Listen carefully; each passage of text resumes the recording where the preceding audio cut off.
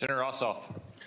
Thank you, Mr. Chairman, and thank you all for joining us and for your service. Just to make sure I understand some of the basics here. So, Director Radcliffe, you were a member of the Houthi PC small group signal chain, correct?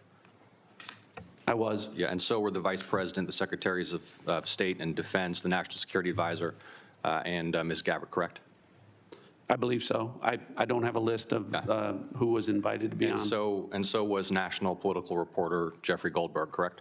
I don't know that. Yes, you do.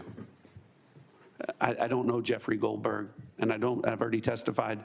I don't know whether or how he was added. Okay, well, he was a member of the signal chain, and the discussion included the Vice President's private opinion on the wisdom of proposed U.S. strikes in Yemen, correct?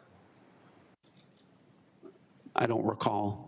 Vance, quote, "I think we are making a mistake. I am not sure the President is aware of how inconsistent this is with his message on Europe right now. There was a strong argument for delaying this a month."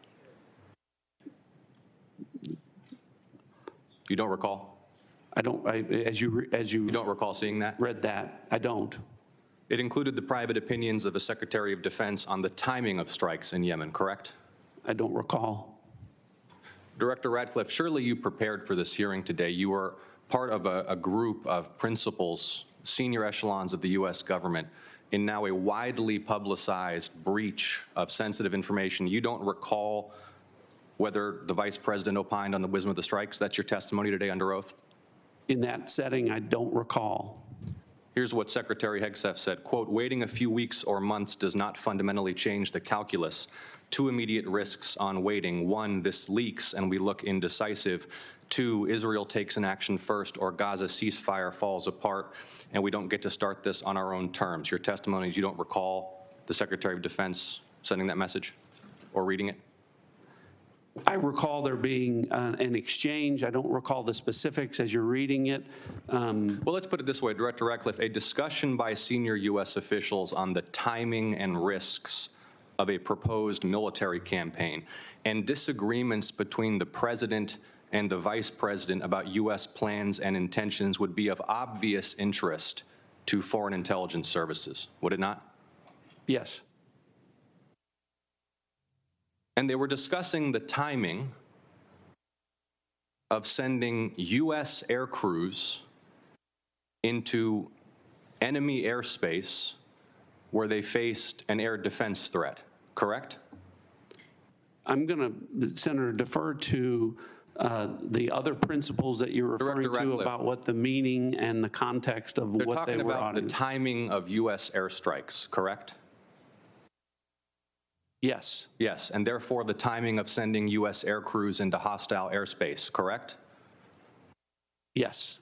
And therefore the time period during which enemy air defenses could target U.S. air crews flying in enemy airspace, correct? I don't know that. You do know that. Let me ask this question, General Hawk. You lead America's signals intelligence collection. Would the private deliberation of foreign senior officials about the wisdom and timing of potential military action be a collection priority for you and the U.S. intelligence community? Senator, it's our job to do indications and warning for both the plans and intentions of adversary leaders and for military commanders. And would not information about the timing of airstrikes allow a military to pre-position or cue air defense systems to shoot down enemy aircraft? I think, Senator, from our perspective, any advance warning is something that we certainly are trying to protect. Yeah. Director Radcliffe, this was a huge mistake, correct? No. A national political... Hold on. No, you Let me hold answer. on. No, Director Radcliffe, I asked you a yes or no question, and now you'll hold on.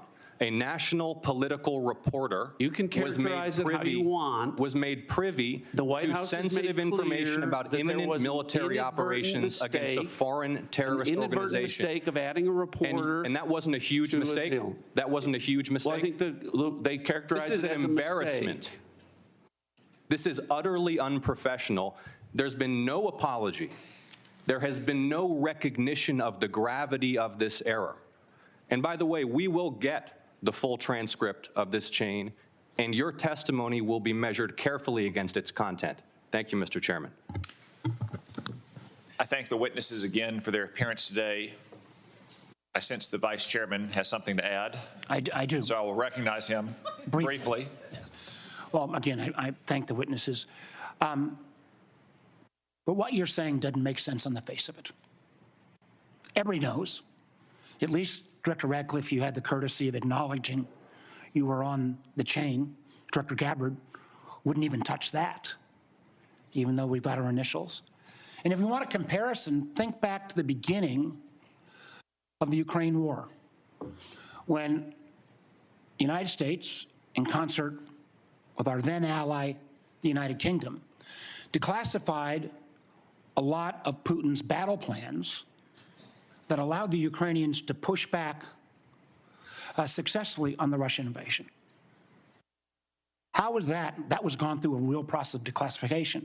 As Senator Ossoff so clearly made the point, this information out, potentially where our adversary could reposition its defenses, in the unwillingness of the individuals on this panel who were on the chat to even apologize or acknowledging what a colossal screw-up this is, speaks volumes.